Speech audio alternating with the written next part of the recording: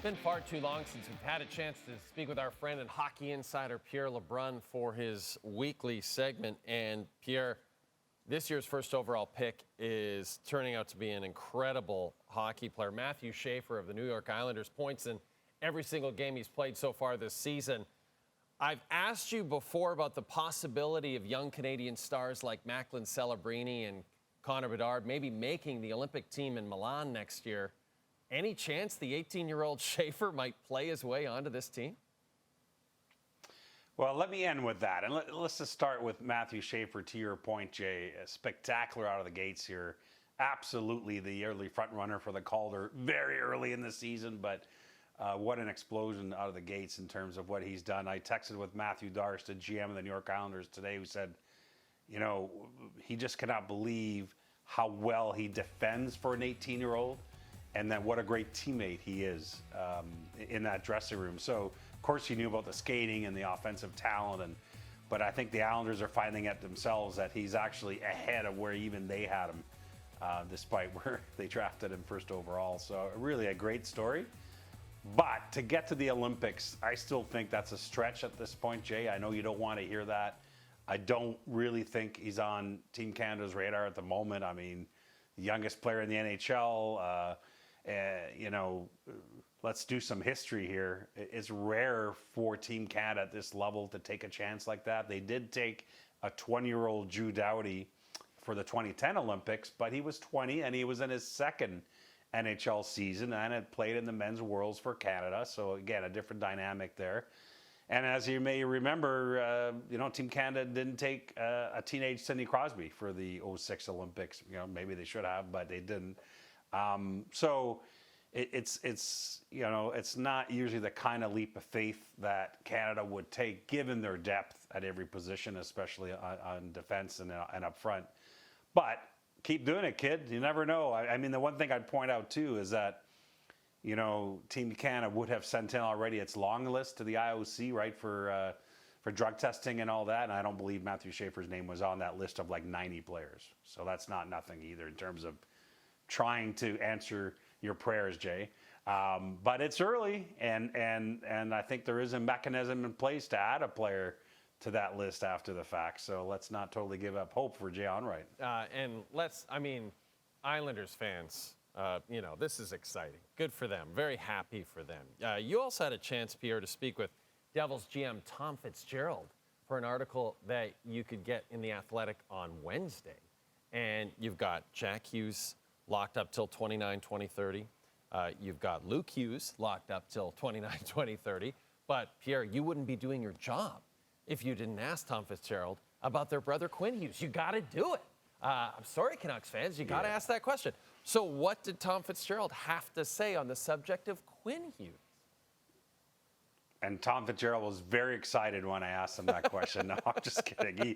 I think he knew it was coming. And listen, you know, this isn't, and I get why Canucks fans might be annoyed that I asked it again, but the brothers themselves have now put this out there in a way. Jack Hughes at the Player Media Tour in Vegas, you know, saying that, of course, they talk about it all the time, that they would love all three brothers to play on the same team one day. He didn't say in New Jersey, per se, by the way. He just said on one team. So, of course, I had to ask Tom Fitzgerald, and he danced around it pretty good, KG veteran that he is.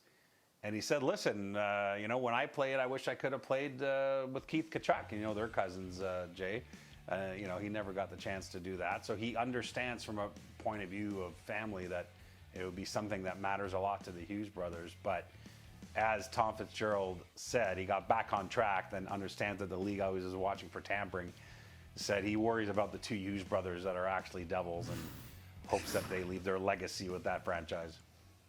You know, I said earlier I was happy for Islander fans because Matthew Schaefer is working out so well. One of the other reasons I'm happy for them is because they were supposed to host the All-Star game in February. The NHL decided instead, let's do an Olympic send-off for the players that are going to Milan in February instead. That was supposed to take place on Long Island. That was canceled this week by the NHL, and now they've moved the All-Star game to Long Island for next year. So, Pierre, why was this Olympic send-off event called off? Yeah, I mean, as they got more and more into trying to figure out the logistics for it, what was explained to me this week is that, it just became where most of the players' seasons are ending on that Thursday night, and they're trying to get to Milan. And a lot of the charter flights that the NHL and NHLPA have put together are leaving on the Saturday for Milan. And so this event would have either been on the Friday night or the Saturday morning. And the more they looked into it, it was like, why are we doing this to the players? Let's let them focus on getting to Italy. And we'll do something, maybe when we get there in terms of each country making players available. But the bottom line is, they realized as they got closer and closer and deeper that it didn't make really any sense logistically to have this event. And frankly, it really wasn't that sexy an event. It was, as someone described it to me, basically a news conference on steroids. I mean, there really was nothing to this other than, hey, these guys are going to the Olympics. Do you want to ask them any questions? And on top of that, not that the media figures that big into these things, but a lot of media that are covering the Olympic hockey tournament in Milan were not even going to be there at this event because we're flying ahead of time, a couple of days ahead.